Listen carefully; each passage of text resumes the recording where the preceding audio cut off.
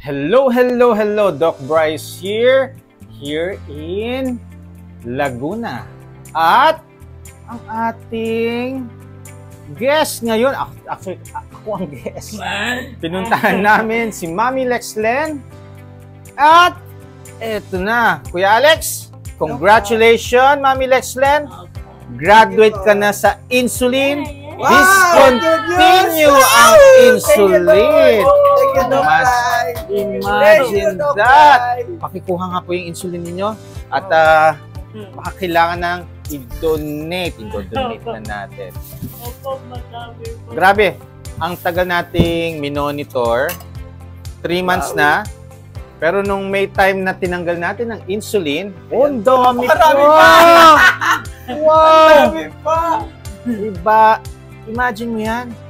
Okay? Nung tinanggal natin, ano nangyari? Na-observe ko, tumataas ang sugar. So, binalik natin.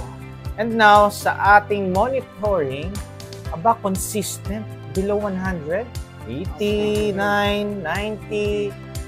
Yan ang nag-e-evolve.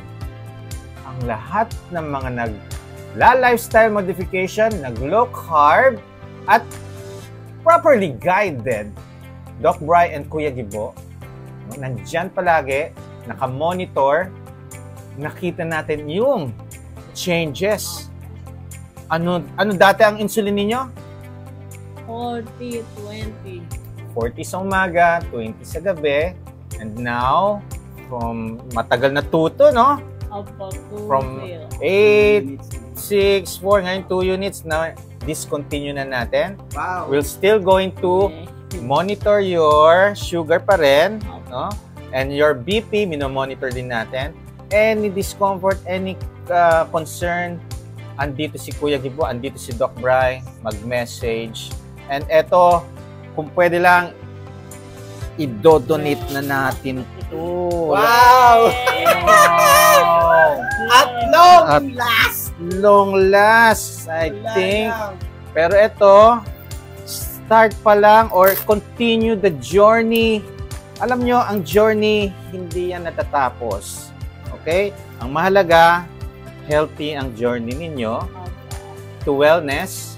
No? Sa ngayon, wala na tayong medication for hypertension. Isang complication of diabetes, stroke. Na-stroke si Mami Lexlen.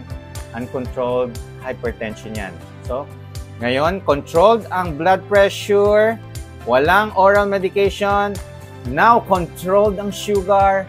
No more. Oh, may oral medication tayo, pero wala nang insulin. Wow! Yan, i-donate na natin. When you know how to monitor, guided, lumapit lang. Andito si Kuya Gibo, si Doc Brian, andito palagi. Ayan, isa namang pamilya ang masaya because imagine mo, yung mga gastusin na babawasan just changing their lifestyle. Hindi, marami, walang idea ano ang moderation. Ito, pinapaliwanag ni Doc Brian, pinapaliwanag ni Kuya Gibo. Andito kami to give you a successful journey and Kuya Gibo, Congratulations! Yes! Graduate! Nakagraduate ka na sa insulin. Napakaswerte natin. Meron tayong doctor. Nagtatanggal ng maintenance. kung meron lang diploma bibigyan ko na ng diploma. Yay! Imagine that. Anyway, continue pa rin naman. This is a healthy journey.